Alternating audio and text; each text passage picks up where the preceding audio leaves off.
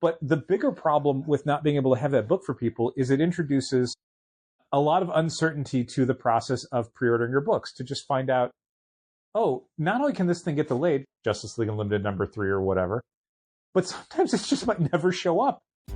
In the Midwest, you know the best is there waiting, so come and join the conversation. Eyes to approved, fan and artist and creator too. This is how the challenges do. What? Keep the conversation moving along. Keep reading comics, keep your local store strong. It gets hard, then it's a job for the challengers. What?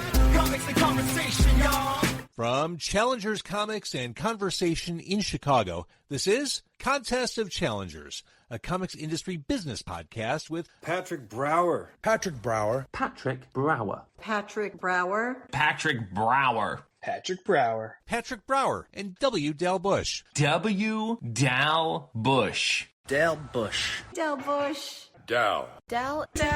W. Dal Bush. In a completely unfair turn of events, I had left a note, a scrap paper with notes on it for this week's episode outside of the podcastatorium. And because I'm already comfortable and settled in and ready to record, I very selfishly asked Dal to go fetch it. And you know what? He did. Because despite his reluctance to be on this podcast, he is in fact a team player. And he's not even mic'd up, but he brought back my note. I guess I'm not going to be stopping at the bathroom outside the podcastatorium then before we start recording. You can. Let's go. Let's do it. Going. Let's do it. Oh, I feel like this is going to be really long and drawn out. It usually is. Also, and hey, how dare you? I've got a new sound machine over here. I'm going to just be playing trickling water in the background. Appreciate that. You're welcome. Melting ice. You're welcome. Yeah, it's important. These are important notes. I was happy to get them. Thanks. I was then surprised to hear the recording would be starting. Okay, here we go. I figured that's the way you want it. So, that was like one less minute I had to do. Yeah, exactly. Exactly. Love it. This is not even a comics related thing, but it's such a Chicago thing. And I'm sure a lot of people listening will say, no, it's a My City thing as well. But I was actually able to give Dal a ride to the podcastatorium today. Yay. And on the drive over here, we were making a left-hand turn in the downtown Chicago area. Mm-hmm. And we had Illinois and Columbus, I'll say that. There you go.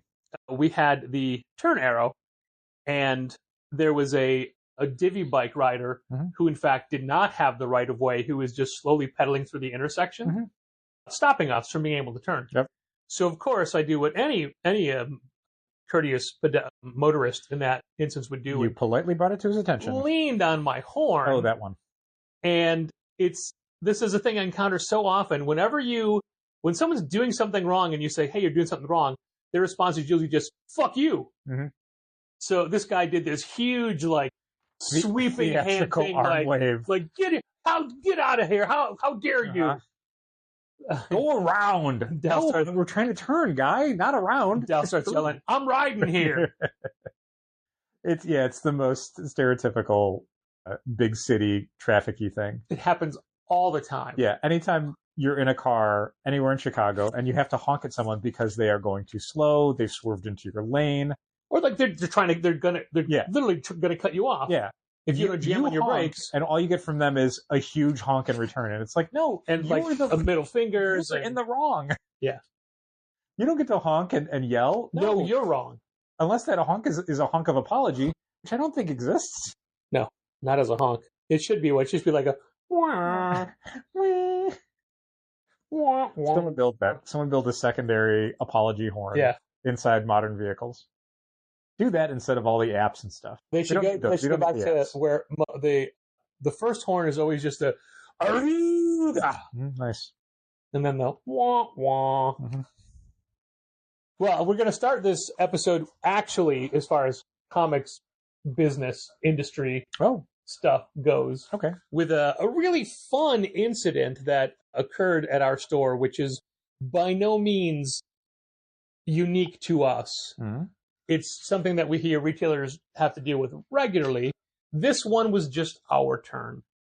Back in the middle of December, when Sacrificers issue 13 came out from Image Comics, which we get our Image books through Lunar. Right, which is your only choice now. Now, yes. Post Diamond Chapter 11.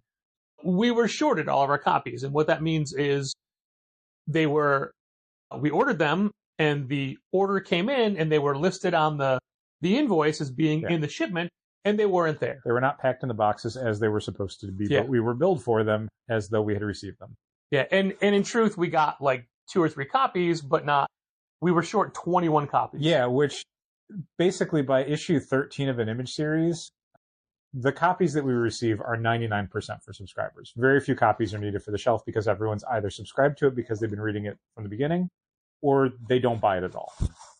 So when we get shorted, 20-something copies, that's everything. We can't pull for subscribers. Yeah. No one's going to get the book at that point. So we're not going to be like, oh, you 5 subscribers can get the book, Right. and everyone else, you don't. Yeah. So obviously we'll wait. So we report that as a shortage. And when that happens, usually the distributor, and again, in this case, Lunar, says, oh yeah, sorry, and we'll replace it. Yeah, cut a purchase order. It'll go, like with Lunar, someplace like PRH, if you're like, hey, we got shorted or they were damaged, they will do an individual shipment for that. Like, you will probably get those copies within 5 to 7 days. With Lunar, they don't ship them out automatically. They bundle them together with the next initial order shipment that's going to be shipping out. So the next version of your weekly books, depending on when you report them and how much they've gotten done for the week, it could be the next week's books that have the replacements in them. So it could be like maybe 6 or 7 days, or if they've already started packing that stuff up and it's too late, they'll go on the next week, which means it's going to be about 2 weeks, 14 days. More often it's the 2-week option. Yeah. More often it'll be 2 weeks before they can fill it. And then you'll know in advance because you get the email copy of your next invoice and you'll see what's coming out, what you're getting. And then the order comes in, and then the invoice is broken down by the majority of the product being what's new for this week. And then at the end of it, if you have restock or replacements, those are all listed after all the new stuff chronologically by release week. Yeah. So there could be like 4 or 5 sections at the end of the new stuff of like, hey, here's a couple of reorder things you waiting around for that came back in stock. Here's some damage replacements. Here's shortages, right? Right. So for a couple of weeks in a row, Sacrificers 13 was on the invoice and then markered out by Lunar. On the pick ticket that comes inside the boxes. Because you can go to the Lunar portal and you'll be able to see all of the invoices that they're currently working on and stuff that's been shipped out, tracking numbers, that sort of stuff. So we'll usually use that to prep ahead to find out, like, what are we going to be telling people is coming in next week. So the emails that Patrick does, the ways that we make spaces on the shelves, all of that stuff is based on the online invoices that we get. But then there's a pick ticket that comes inside the boxes that's done by who's ever actually picking the items from Lunar's warehouses and putting them packing in the them up box to go out. And that's when we'll frequently see, and it's been happening a lot lately. It used to be a thing that would happen occasionally, not all the time, but now there's been so many books that we'll just see week after week on the invoice. And then when we get the boxes in, markered off on the pick ticket, which is the warehouse saying, no, this was never packed. And also when it's marked off, you were never invoiced. So there's a weird thing where you'll see an invoice on Friday. Yeah. And then on Tuesday, that invoice suddenly becomes a different thing that has different stuff on there. With changes or edits. For an example, while we're in the middle of another example, Human Fly number 2. Human Fly was a Marvel Comics property from the 80s. I was a big fan as a kid. It does not hold up. A new publisher has it. They put out a 0 issue and a number 1 and a number 2. Now, number 2 we were never shorted it. We just never got it. Just never came in. But it was on our invoice for a couple weeks in a row. And then when we unpack, it's crossed off the pick ticket. So it just never came out. And eventually, we just got a cancellation notice from Lunar saying, oh, you're not getting this book. We never had enough copies. Great. So it's like, okay, we're just never getting that book. Like they never got that book or whatever. Right. And I mean, it's possible that it was a publisher shortage or a mistake on the publisher's end, but it's frustrating when you see it repeatedly on your invoice. It's a tease. The whole thing's a tease. Lenore, the Time War, is the same thing. It keeps popping up on Diamond lists and then going away. Yeah. Now it's set for week after next. I think so, currently. So we'll see. We'll see. Anyway, Sacrificers number 13 would be on the pick ticket and not in the box. Right. Be on the pick ticket, not in the box. And this went on for like 3 or 4 weeks. Yeah. So again, that book came out middle of December. Right. Now it's the first week of February when this story really kicks into high gear. And on the invoice for the next week is Sacrificers 14. Right. And honestly, when I first saw that on the upcoming orders, I'm like, oh man, we're finally getting our Sacrificers replacements, not remembering it was 13 that we were shorted, not 14. Because I'm like, oh my God, finally. Because it had actually been a couple weeks of it not showing up on the list as far as replacements for 13. So when it popped back up as Sacrificers, I'm like, oh, finally. Yeah. So the new issue's coming out with us never getting the totals from the previous issue. And look, if this was our mistake, we'd own up to it. If we forgot to order it or something happened, we wouldn't maybe call out on a podcast. No, but we would do everything we could to make it right. Yeah. So Dal reaches back out to Lunar to be like, hey, what about this? And got the briefest. I'll read it out if you want. Yeah, just because there was no contrition whatsoever. I will. I think my report should be on here. The email I sent them should be on here as well. So Sure. let's find out. And Dal's email was very factual, being like, hey, it's been 6 weeks. I never, I think the tendency for a lot of retailers is to be very argumentative and aggressive when they're talking to their vendors. You know, basically doing the, you are personally hurting me. This is destroying my business. What are you going to do to make it right? Which is basically the goddamn motto of the comics retail community. What are you going to do to make it right? People were saying that about Diamond when they're going through Chapter 11 bankruptcy. Nothing. They're going to do nothing to make it right. Yeah. They're desperately trying to stay in business. Anyway. So, yeah, I sent an email and it was, hi, back on December 16th, we reported that we'd been shorted 21 copies of Sacrificers number 13, which accounted for the vast majority of our expected copies. It's been 6 weeks and replacement copies have yet to arrive. We've received Sacrificers number 14 this week, and we're not sure what we should tell our customers who are going to need the previous issue. Is the shortage expected to fill? That's it. Hello, we apologize for that shortage. We are sold out of that title, and a credit was applied for those copies that were reported short. The credit is an invoice 549682. Which, I don't know if that's super sufficient. To we just apologize for that shortage. Well, not even that, but just we applied a credit. Yeah, but frequently we will get a credit and then we will get billed later for the books. The credit and the replacements don't come at the exact same time. So seeing a credit wouldn't immediately tell me this is never getting filled because of the way that different publishers and different vendors deal with that.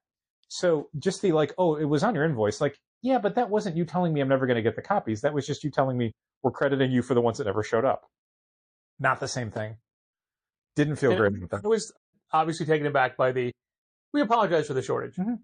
That's all. When we have an error, we had a situation this week where somebody had ordered Godzilla Monster Piece Theater number 3, and they got it. And because it's a cardstock cover, when the cover's folded, there could be a little bit of fiber disbursement on the crease. Sure.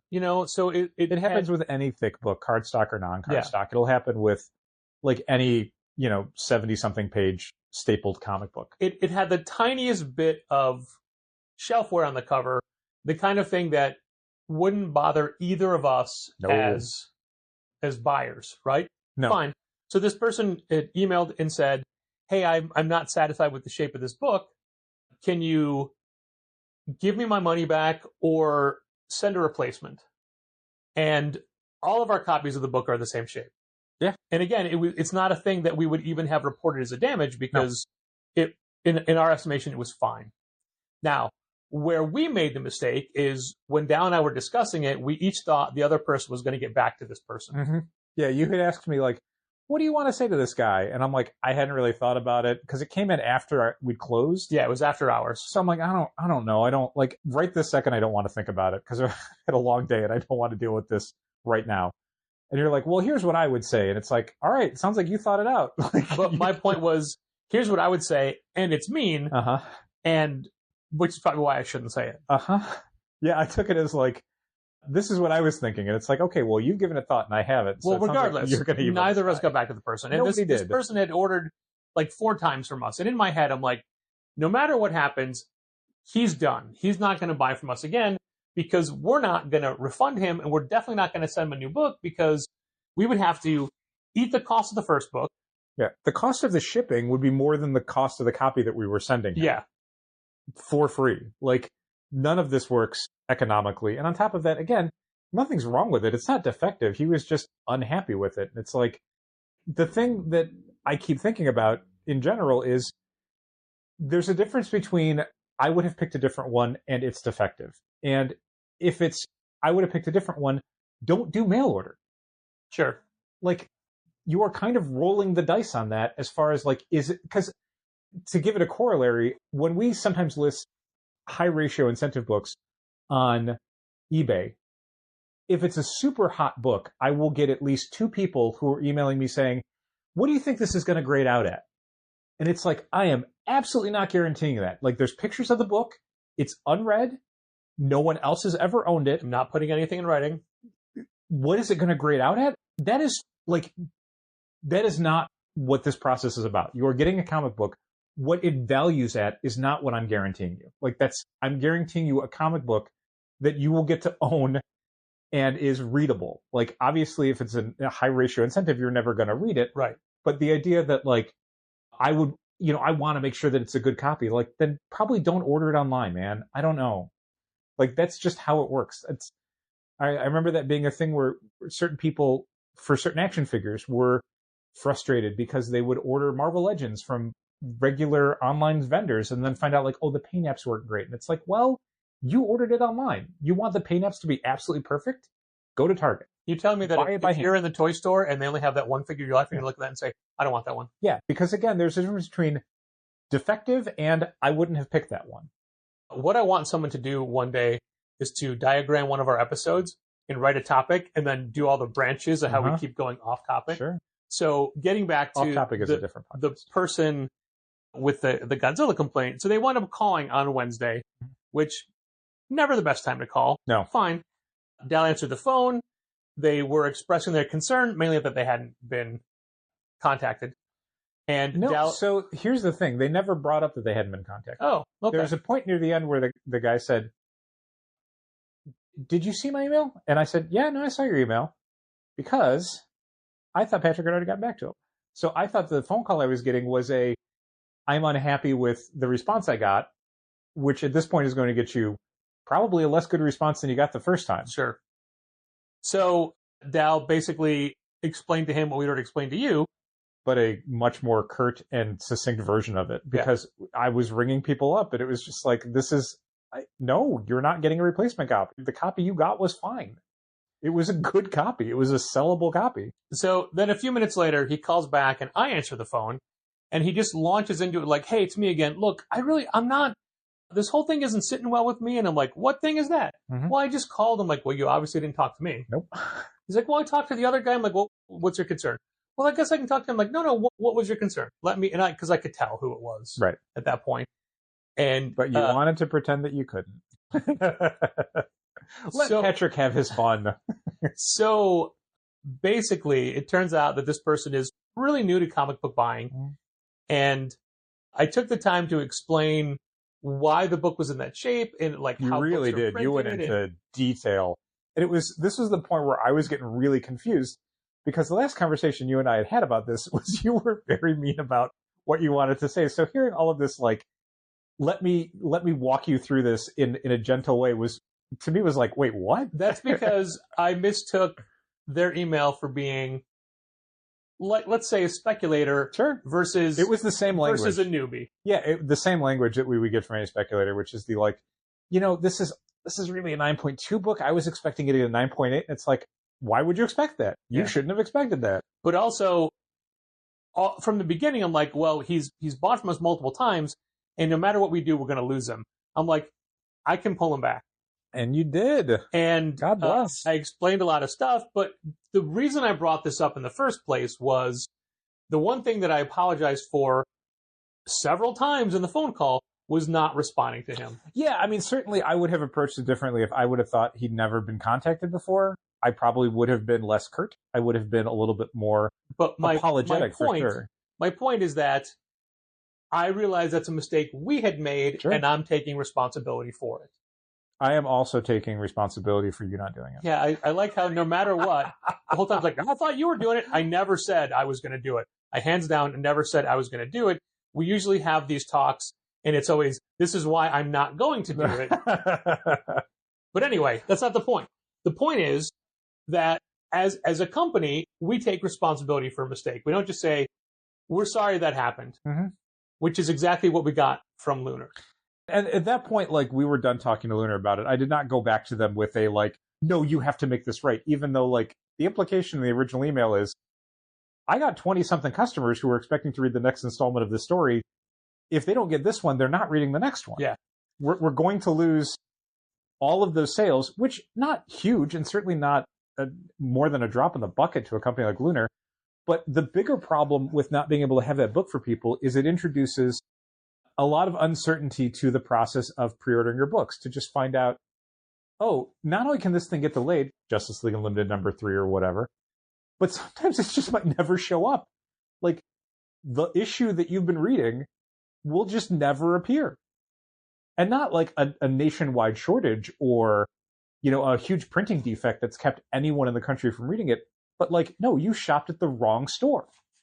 Yeah. And that's not the thing I want to introduce to a couple dozen customers, especially people who, look, if you're getting Sacrifices, that's probably not the only book you're getting, which means that's a lot of stuff that could be lost to, you know, another store, to not reading comics, to just having a bad experience. And I don't want to keep that taste in people's mouth.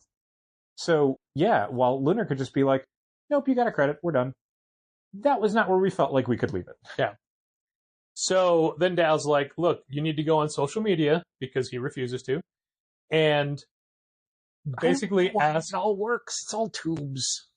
Basically ask any other retailers in the retailer groups and who can spare any books. Because we've been on the other end of that. We've seen retailers get shorted stuff and reach out. Now, the problem is Sacrificers 13 is not necessarily a book that most stores are going to have dozens of copies sitting on the shelf, unsold, waiting to be gotten rid of. And it's 6 weeks later. Right. So, like, it's not the week of. I mean, if somebody had emailed us for this week's Sacrificers 14 saying, hey, I got shorted, the answer would be, I can't give you one because we're already sold out because we only got one for the shelf. Like, that's how it works for some of that Image stuff. If you get any at all for the shelf, because it might just be subscriber only. But there are local stores that we do help when they are shorted a book or whatever. Yeah, I mean, we try within reason. The one time you're probably not going to get me to help you out a whole lot is when it's like, hey, I need a whole bunch of copies of this week's hot book. Yeah. It's like, get back to me in a week, and after we've seen what we sold, I will definitely help you out. But I'm not going to do it on day 0 of a hot books release. Yeah. I can't run the risk that me helping you ends up screwing over one of my customers Friday or Saturday. Yep. Not going to do that. Then I also decided, I'm like, well, I'm going to reach out to Image as well, and just to make them aware of this and see if they have any suggestions. Sure. It wasn't like, hey, Image, fix this. Yeah. It was a, hey, this happened.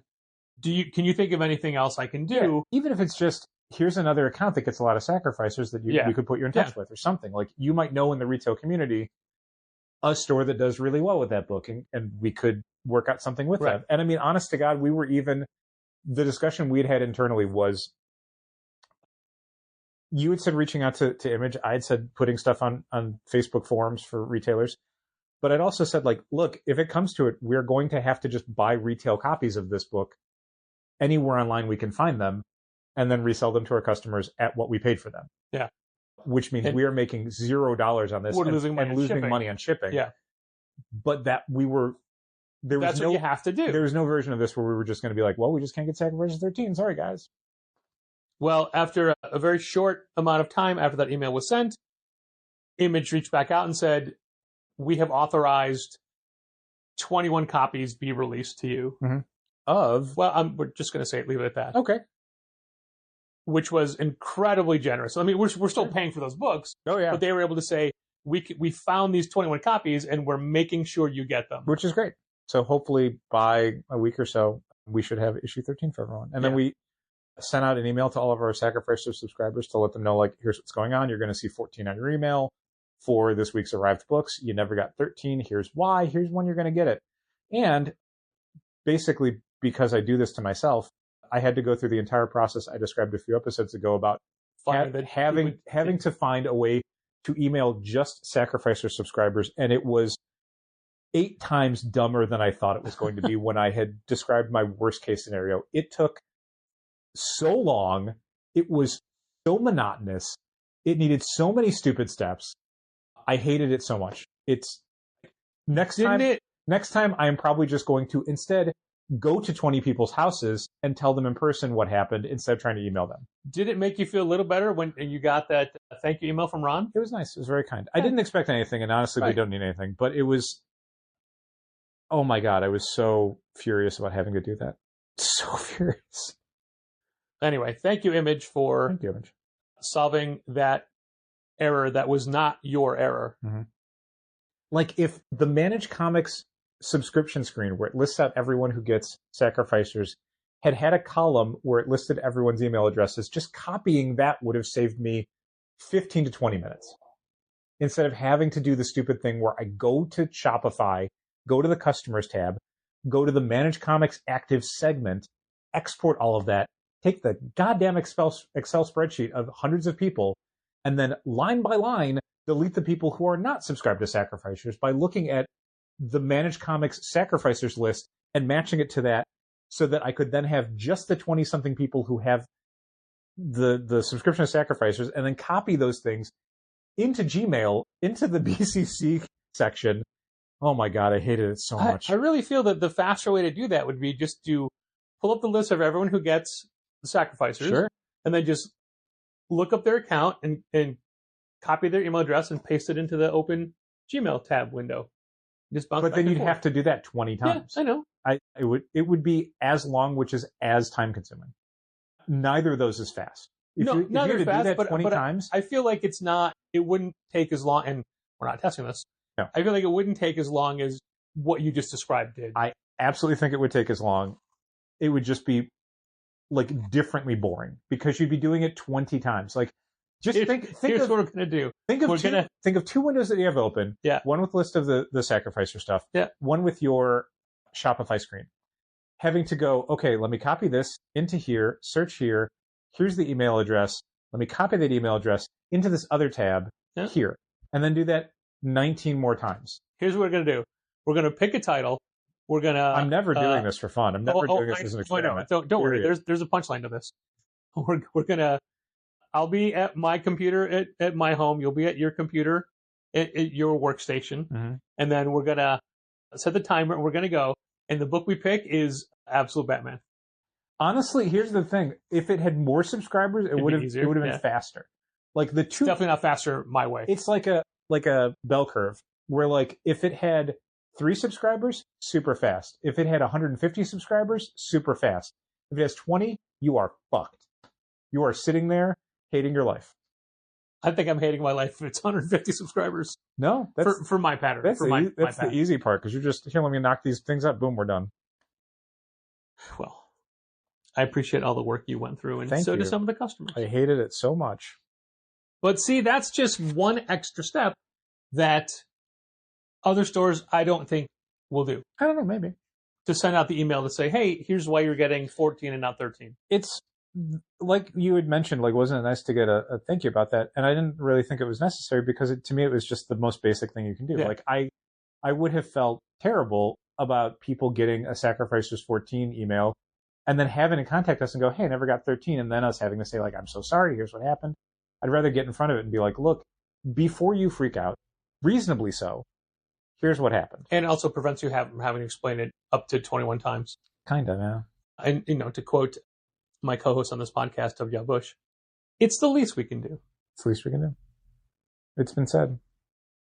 Here's a short interlude. This is terrible audio because it's entirely visual, but I commissioned the next bookmark this week, specifically telling the creator that we probably won't get to until April. Because we got a lot of bookmarks to give away. Yeah, but we're winding, some of them are winding down. Nice. But I never wanted to be like, hey, you need to drop everything and do this. Like, you've got a couple months to do this. Yeah. So, of course, creator Mike White turned it around in a day.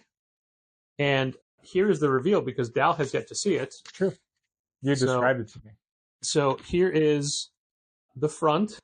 You can see my only alteration in the upper right. Oh, I see it. It's Yeah. cute. Yeah, you see it. Get it? Wink. All right, now turn over. That's great. There you go. That's real good. I like it. He used a photo background. Yeah, it's cool. I thought you did that, honestly. No, That's what's the only thing I added here was the C The logo and the store info. information. Sure. Yeah, I had to give it a stroke to make it pop Okay. because normally they're just flat because it's usually we're above it. Sure. But yeah, It's very cool. there we go. Looks great. Yeah, I I think it's fun. Gets a point across. Yeah. I like his deliberate PR for his own book on the back. Sure.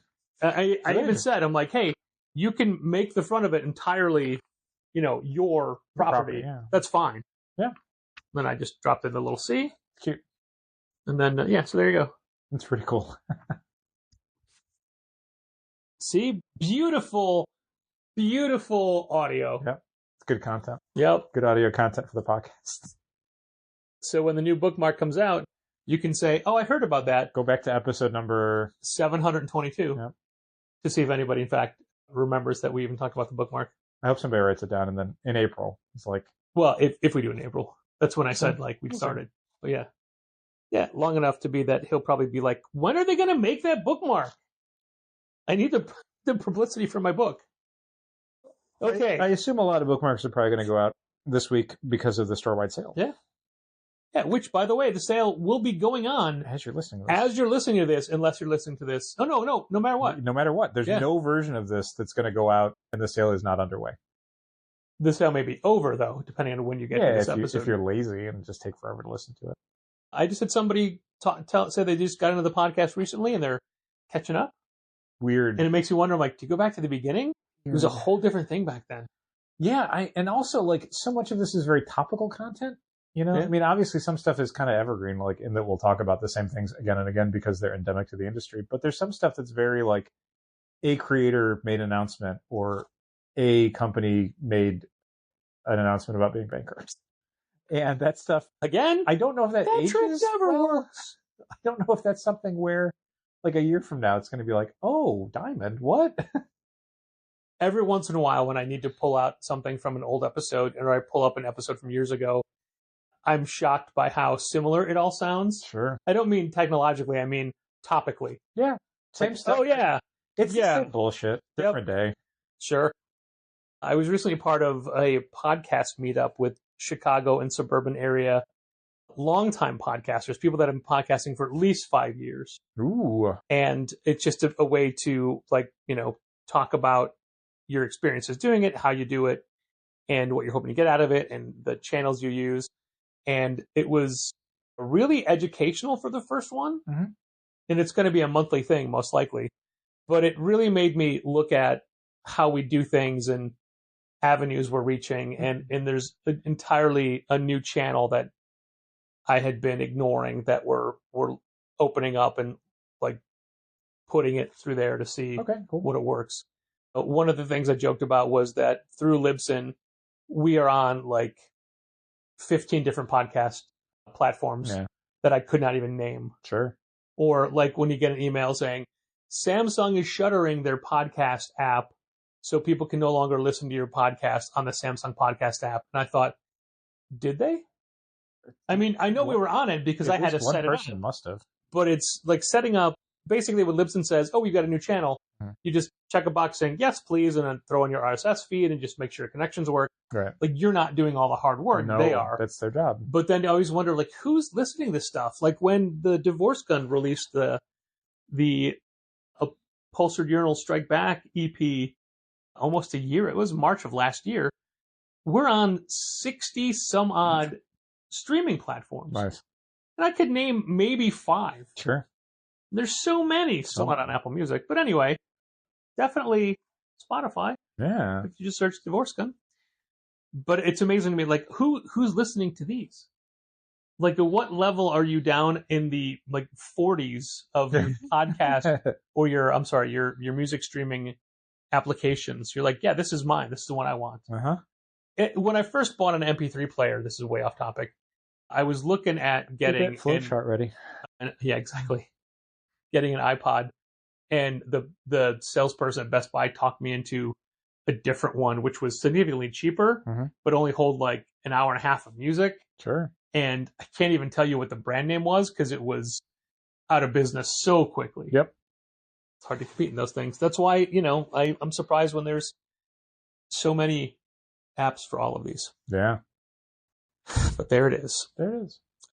Since we last talked, because we had Kyle Higgins last episode, which you were not a part of. I'm sorry. Sorry you missed it. I know you had a lot of questions about specifically No One and the upcoming Rogue Sun story arc. Yep. So many questions. Well, you could have given it to me. I would have asked him. Just would have felt like an imposition. That's fine. A little Diamond update. Oh boy. Little update to what's been happening with Diamond comic distributors. For years, I'd say Diamond distribution, but it's Diamond comic singular, distributors plural. Not distribution. Nope. Distributors. Since we last talked about it, several publishers have gone Lunar exclusive. These are publishers that were at Lunar and at Diamond. Or just at Diamond. Yeah. Well, for those, I mean, the first part is the ones that cut off the. Okay. Yeah. Mad Cave, which we were already getting through Lunar. Yeah, basically anybody that Patrick's going to list that was available at both distributors, we were already getting through Lunar. Yeah. Silver Sprocket. Vault, but Vault is doing things a little bit differently. They've canceled all of their single issue comics that haven't come out, and they're going the graphic novel only route. I feel like we might have talked about this, although I don't know if we did because it was maybe. There's some stuff that came in right at the end of the podcast, and I remember if we talked about it after the podcast or on the podcast. It was Boom. Oh yeah, there was the Boom For PRH thing where they're speeding up their switch over to PRH. So yeah, Vault is also direct to retailers if you want to buy them direct from them, but they've canceled all their single issue books and will be resoliciting everything as trades that come out much later in the year. Like the Chris Cantwell book Kid Maroon, which was on the Diamond lists frequently, never on a pick ticket or an invoice, but on the list of when it was supposed to come out. Right. And it kept getting pushed back and pushed back and pushed back. Now, like, the entire thing is coming out in October. And then there's a bunch of books that they'd already started releasing in single issue format, like Godfather of Hell and Goobers, that they're just like, it's going to be finished as a graphic novel. Yeah. The rest of the single issues are not coming out. One of their books, Something Crawled Out, they're going to do like a bumper of the first 2 issues. And then, yeah, it was weird. Maybe they're not doing that anymore. But they had announced like oh no, I'm sorry.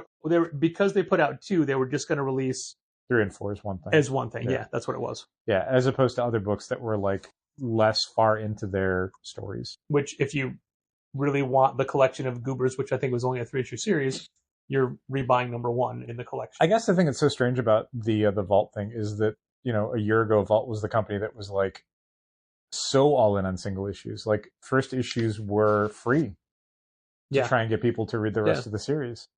And now they are graphic novel only, at least for the foreseeable future. And then Two Moros, who was basically just Diamond, has now signed a deal with Lunar. Yeah, they're the company that did Alter Ego magazine, Back Issue magazine, comic creator-oriented magazines. Yeah, I have a lot of their books. They do a lot of history of the comics industry in the 40s, the 50s, the 60s. They also did the Modern Master series, which I was a huge fan of, but unfortunately they kind of stopped doing like 10 years ago. Yeah, which were just single issue magazine interviews with creators. Hilariously are no longer Modern Masters. Yeah, exactly. That's true. I'm a fan of their output. We don't stock their books like Back Issue for the shelf because there's not a call for it. But we do have some subscribers who do. We do. Single issues, and they do really good at single issue subjects when there's a creator in news or if a creator has passed. Yeah, like they did a Keith Giffen tribute issue to Back Issue. Yeah. So Two Moros is one of the only people that has jumped entirely, and we were always unaware of how much room Lunar had to grow for new publishers. Sure. And it was a little surprising to find that they could take on somebody. Yeah, as far as single issue comics, the the thing that had been going around was that, Lunar was a lot more receptive to smaller publishers than PRH, where PRH was working at a different scale. And so they would, happily absorb people like Marvel, Dark Horse, IDW, but, the Mad Caves, the Silver Sprockets, they were not necessarily as interested in them as clients. Yeah. And I'm not naming those two specifically, like they had ever reached out to PRH. I don't know. I assume they had not.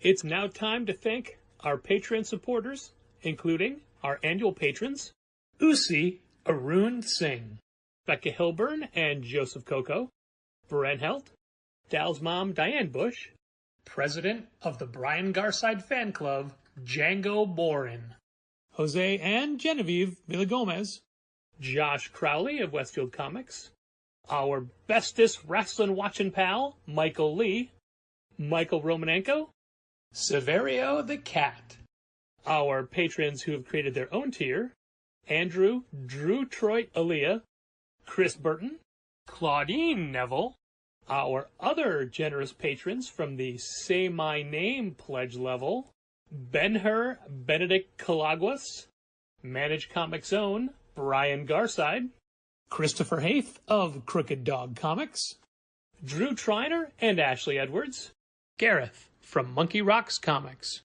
my brother George Brower, Heidi D., Holly Aitchison, Jacob Sorelli of Kamikaze, Josh Trigg, Mark Hammond of Aw Yeah Comics, Margie, Keith, Logan, and Malcolm Springham, Matt Armstrong, Mitchell Davies of All-Star Comics in Melbourne, Australia, Morgan Kaiju Perry, Nicholas Fenner, my longtime pal Robert Burns, Ron Payne, Sean Bowers, Tad Eggleston and Johnny Williams, Thomas Nagovin of Century Guild, Walt Grogan, Walt's Comic Shop from Berlin, Germany.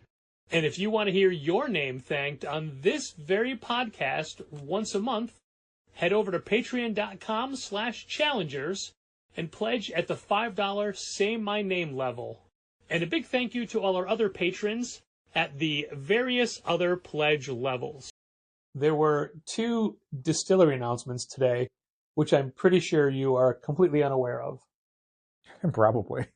And I will bring them up only because I don't get them. I don't understand them. Okie doke. They are doing 2 new digital initiatives. And I want to point out that Distillery has always said from the beginning they are not an NFT showcase publisher. Sure. They don't deal in NFTs. And I believe that, but also I believe that may be something you can say deliberately because it's not a non-fungible token. It could just be a digital collectible. It's not blockchain, but it's going to look and smell a lot like an NFT. They've announced a new digital exclusive initiative, and they have a name for it, and I did not bother to remember it. But basically, digital remarks for your digital copies of books. I thought they had announced that previously as something that would be in conjunction with convention appearances. Now this is not for convention appearances. Oh, It just is. Just to do it? Because the emails came out today. Okay. So they basically showed, like, here is Becky Cloonan remarking a Jay Lee cover. So it's like she's adding to it. Okay. So you would be the only person who could buy that digital image. Okay. So that's yours. That's your personal digital sketch cover. I mean, people buy digital art from people. Yeah. So, I mean, it's not... I wouldn't see much value in it, but it's not unusual or brand new. I'm certainly brand new for a comics publisher to lean into it. But it's things that you can request from specific distillery artists. Yeah, I mean, I'm sure it's basically the convention sketch, but at home, that they just can do on a tablet or wherever. Sure. Yeah. I assume it's digital art. I don't know. It may be real art that they only get the buyer only gets a digital version of. The only way this makes sense to me is if it was digital from soup to nuts. So it makes sense to you at all? Yes. Okay. Yeah.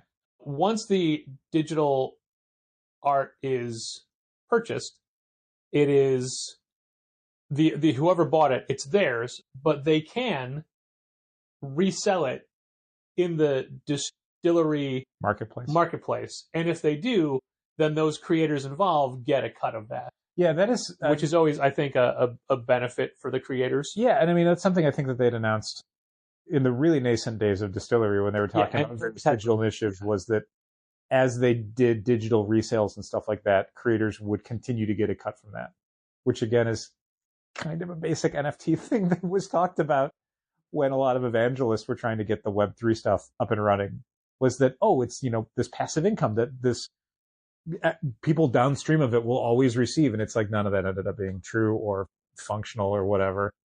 But it's probably easier if it's not on the blockchain and it's just your own database that's doing it, I guess.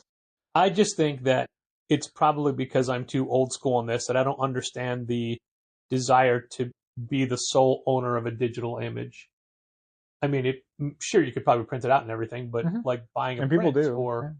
But like, I don't like holding a piece of art that someone made just for you feels like a thing like, oh, I own this. Sure. But when it's a file, it doesn't feel like it's an ownership situation. Yeah. I mean, maybe that's just the wrong way to look at it, is instead of feeling like you are the sole person that owns this piece of art, it's more just that like you got a piece of art from Becky Cloonan, for example. Like, you know, she drew something for you and yeah, it's a digital file and yeah, you could print it out and yeah, you could, you know, copy it and send it to somebody else if you wanted to as a screenshot. I don't know how it works. But it's still, you got something. I don't know. I don't think the sole ownership thing is the carrot, even if Distillery might phrase it that way as, you know, the lure.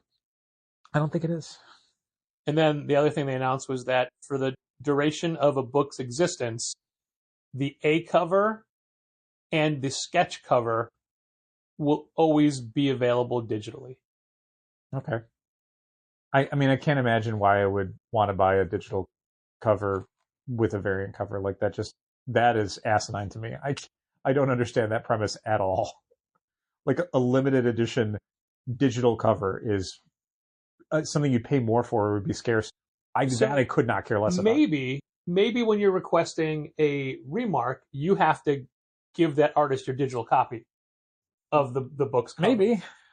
So maybe that's why you have the sketch cover.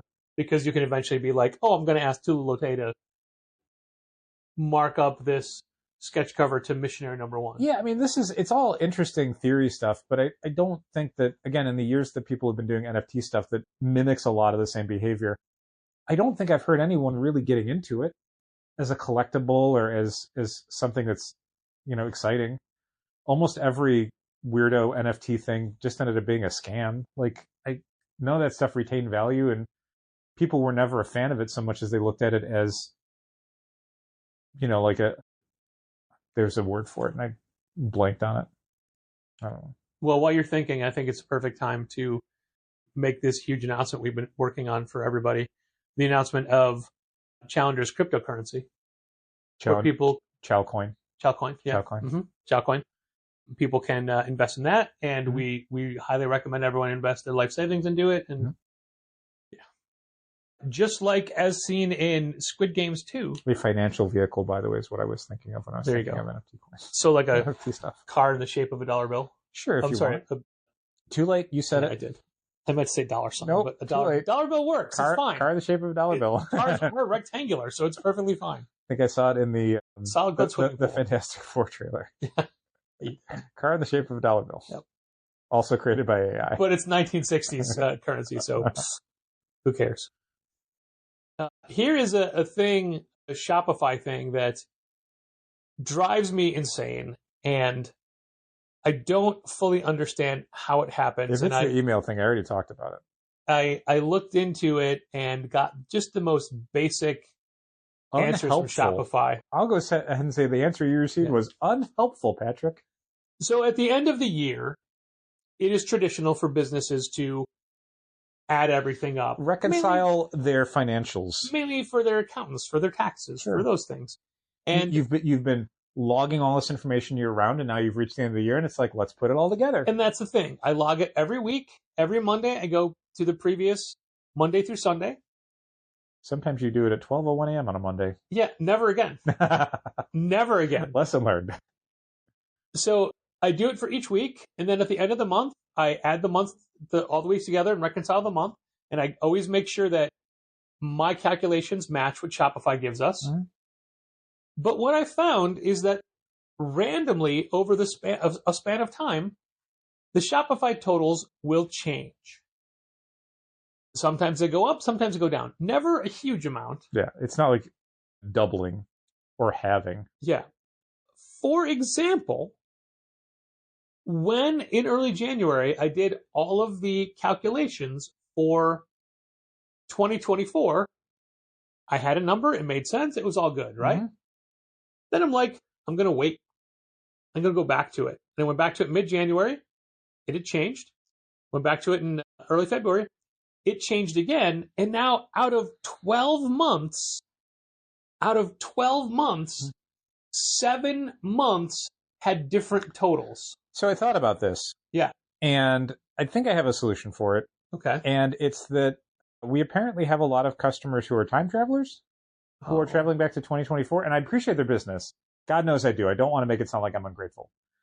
However, it is definitely screwing up some of our bookkeeping as they continuously go back to different months in previous years to pick up comic books. I legitimately thought you had an answer. I know. That's why I really quickly wanted to get to the joke because I'm like, he's going to think that I solved this problem that's been stressing him out. And I have not. I'm like, God damn, he did it again? How is he so smart? Here's where it doesn't make any sense, okay? So there were 7 months that had different totals. The grand total of monetary difference between those 7 months was an extra $194.49. Mm-hmm. So virtually nothing, right? Yeah, when stretched out over an entire year, you're off by less than $1 a day. But here's what doesn't make any sense. The total number of transactions, which means online or in-store sales. Yes.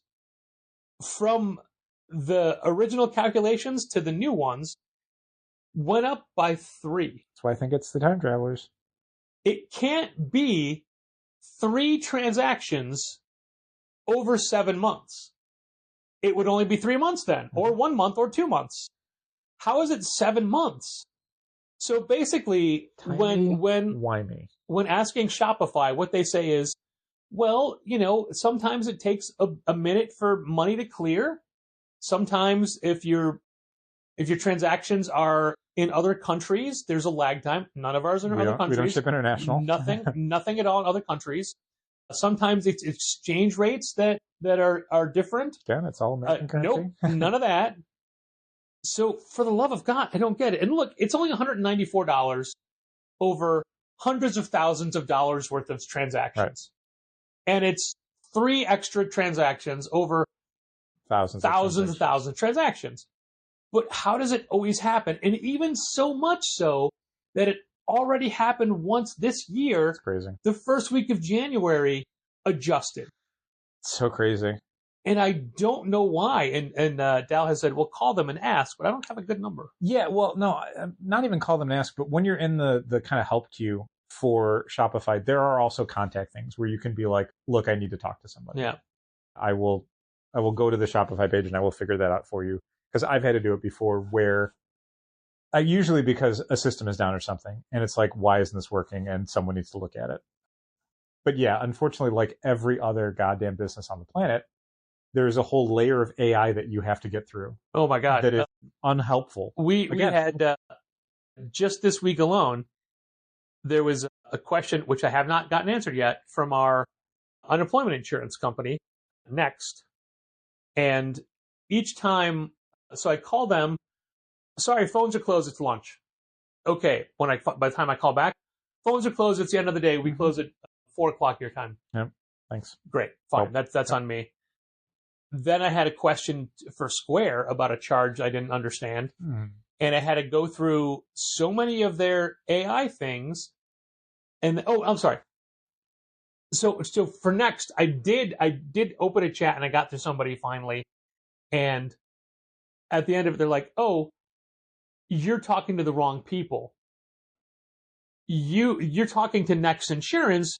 you need Next Insurance something else. For businesses. It's like, Okay, well, how, but I mean, this is the number that's on all of my stuff. Yeah. Like literally, when I logged in their chat to say I needed help, they already knew who we were. Mm-hmm. Well, they thought I was you. They did. But they're like, hello, WDAO.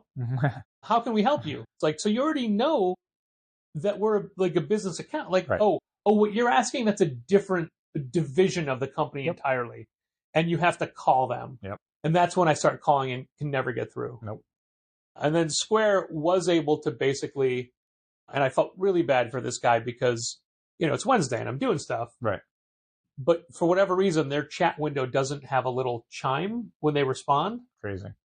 So I kept missing when he responded. And at one point, they just logged me out. Yeah. Like, he did answer the question. Right. But it was an answer like, hey, it's not on our end. You need to figure it out from the merchant. Mm-hmm. And then, because I didn't see that until they'd already logged off. Right. But there was a lot of, was that good enough? Did you need other help? Are you still there? Hello? And I missed all of that. Oh, it's so stupid. It's so stupid. But you know what's not stupid now? What's that, Patrick? Comics. Comics are not stupid. Well, some of them are very stupid. I read some really great new comics. Like what? Anything good? All good. Oh. All recommended. Right, the end. Thanks for listening. First one. I was a fashion school serial killer. It's the new book from the team that did Plastic and Plush and... No. The team that did Plastic and Vinyl. Not Plush? And the writer of Plush. Oh, okay. It wasn't the same artist on all those. Yeah. Okay. And also Plastic, whatever the most recent one was. I don't remember what the subtitle was. Yeah. So all of those, but not the artist. Plush had a different artist. Okay. But yeah, it's basically 100%. The storyline is the title. I was a fashion school serial killer. Okay. And it's Paid for. It's cut and dried. It is like you understand it right away. It's good. It's captivating. I like it. Great. And then I I can't pronounce his last name. Kurt Pierce. Pyres. Kurt Pyers. I owe him an apology because Lost Fantasy is his upcoming Image book. Mm-hmm. And when I first saw the cover, I was underwhelmed. And when I read the concept, I'm like, I don't care as much. You and I had a brief conversation where you had done we do a 11 by 17 piece of art for our front counter. So, like all the upcoming books from the new catalogs that we're ordering from, so stuff from April that we want to put in front of people, and hopefully they'll see it and say like, oh, add that to my list. Because we'll always, as much as we use Managed Comics and try and utilize those tools, if you come into the shop and you say, sign me up for something, as long as it's before the deadline, I will absolutely happily do that. Sure, you don't have to log on to your account to do it. You can just be in the store and say, sign me up for X Manhunt. And it's like, great, we're done. And it's also a reminder for them to, also that's a tough one to sign up people up for. I know, especially now as we've already ordered the first 3 parts. It's a good reminder. People like, oh, there's new stuff. I want to make sure I add to my list. Yeah, and so then go open their own. We want to put that in front of people as many places as we pull up their phones and do it right there in the store. But you and I were talking because while you do that, you do the 11 by 17 piece of art for the front counter. I just get to it first. That's all. I will do the subscriber email that goes out that says like, hey, here the catalogs are up. And then here's like, 12 or more things that we were excited about from the new catalog that we think you should check out. And we were kind of comparing our lists of what we added. And we were pretty much in sync for almost everything. And then I had mentioned that I put Lost Fantasy on, and you were like, nah. And I'm like, I think people are going to like this. Like, I think, I think they need to read like the synopsis, and I think they'll want to check it out. And you were not thrilled. You picked a different book instead. And it's like, okay. However, because you had said you were calling it out, I did put it on the. Oh, nice. I changed it so it said that. So it's on there. Okay. And since then, we got an email from Kurt with the first 3 issues. Mm-hmm. First 3 issues. 3. Not the full issues, because fans of Indigo Children, which we were huge fans of Indigo Children. That's why it was on my radar, this new book. There are going to be Indigo Children backups in Lost Fantasy. This will be the continuation of the series that had their first volume out about a year ago. Which I thought was an odd choice because fantasy versus superhero spy book. Yeah, Umbrella Academy stuff. Yeah, I mean, I think it's just the financial reality of they probably cannot make a second arc of Indigo Children work as a single issue. We did great with it, and we would absolutely sell it. The market probably did not. So the PDFs I got did not have those backups. Okay. It was just the first 3 issues. I read all 3 issues. I tore through them. It's so good. That's great. I look forward to reading it. I remember reading when I read I was a fashion school serial killer. I'm like, oh, this is good. I like this. Mm-hmm.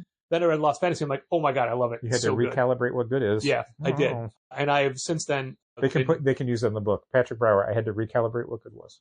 There you go. But you said that. I didn't. You could say it right now, and then it's a quote.